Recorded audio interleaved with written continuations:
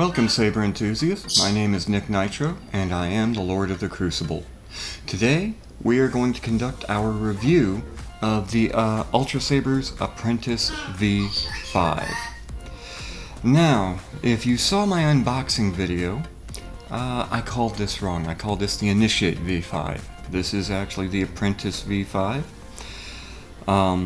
Still, I stand by a lot of what I said in that video. I really like the look of this design. This is actually one of their Shoto style sabers, meaning it's a little shorter than, say, the Aeon, the Dominix, or several of their other full-size sabers. But we got a nice blue blade, and fairly powerful speaker. So let's see how much this overwhelms the microphone.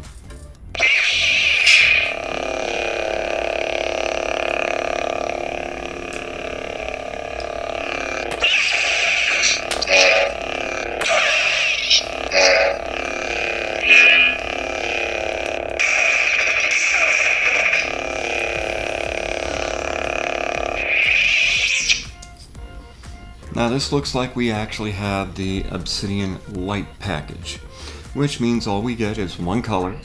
It does look like it has flash on clash. You get a saber lockup sound, but no blaster deflex. Which is fine if, you're just doing a little bit of light dueling. Unfortunately, right now, there are no Ultra Sabers that have smooth swing. It's probably the biggest minus that I can see in the category right now. Let me go grab an Allen key and we'll go ahead and start getting our measurements underway. Okay, here we are. Now it does have a very interesting window design near the emitter here. Some people have called this the cathedral ceiling, the cathedral glass. Looks kind of nice. This is a removable sleeve here. As a matter of fact, let's go ahead and show that. I have heard some people will actually flip it around to get a slightly different look. So it comes right on out. Now this is what you need for your blade to stay in there well. This is just too large a diameter. You can actually see with the blade plug how much it would just slide around. It would not be held in there well. But some people have flipped it around. It does give it a slightly different look.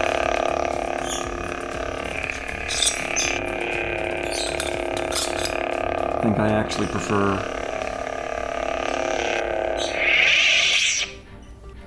actually prefer the way it is supposed to be in there. Looks a little more complete to me. Okay, so we're going to go ahead and take our usual measurements here. Got a nice new notebook. There we are. And I think we're just going to go ahead and start off with the weight.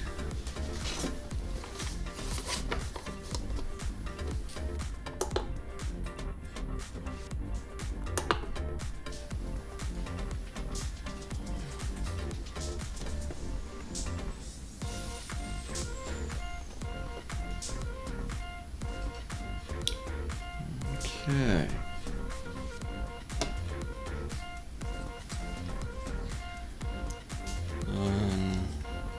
That is 12.95 ounces, just a hair shy of 13 ounces.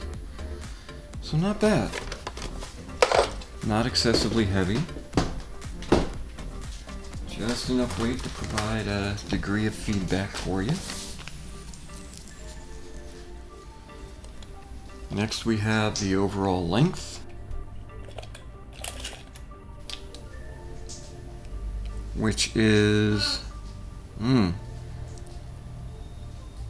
at just under 10¼ inches.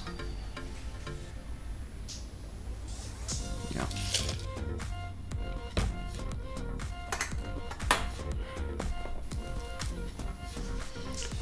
Now there's not too much variation here as far as diameter. You know, you've got some flat areas on the ribbed grip here, which actually gives a nice feel to it. I mean, it feels a little more secure there. Alright, let's see what the largest diameter that we have here is.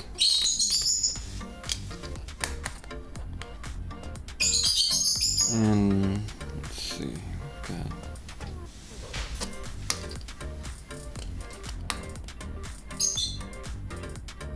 should be about the same here.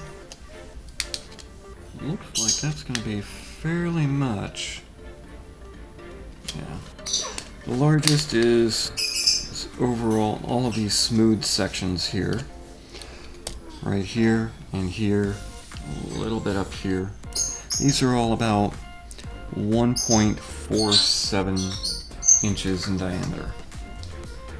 So let's check our minimum.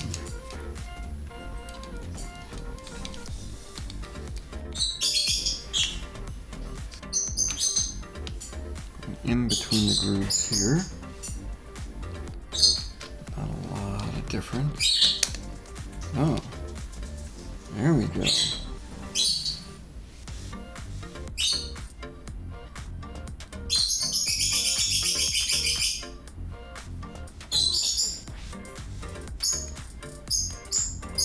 There we are. About 1.23 inches. Right up here you've got a nice little choke point, and it just kind of caves in.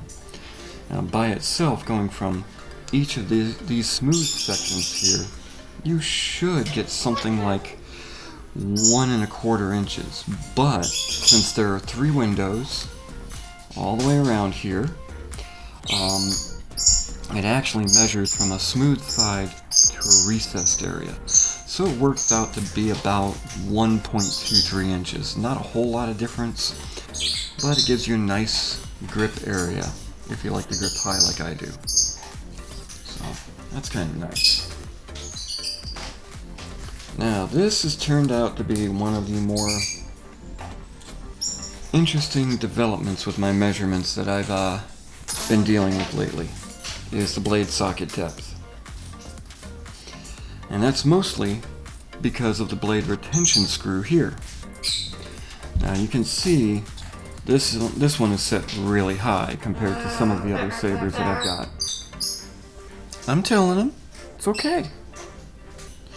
And I really like to have that much space beneath the blade retention screw, because as we saw in the video for the Talon, I'll go ahead and put a card up here in case you'd like to see that.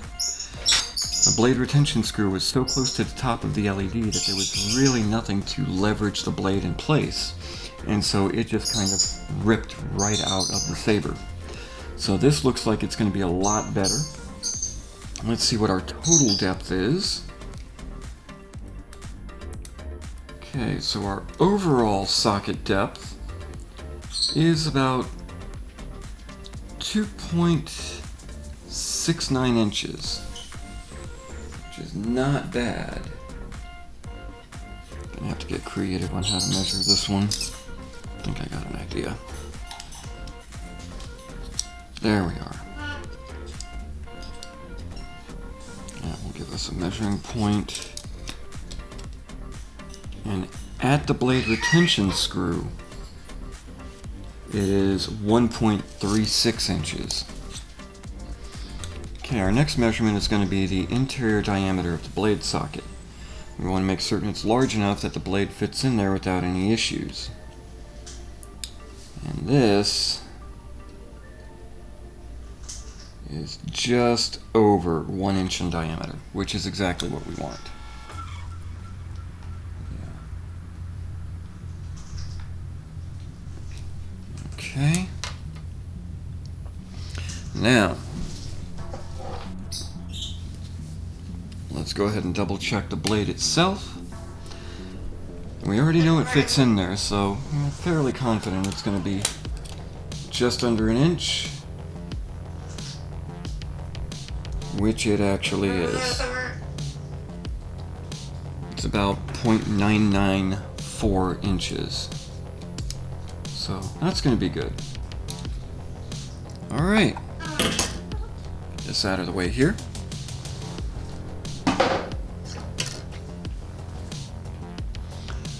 So,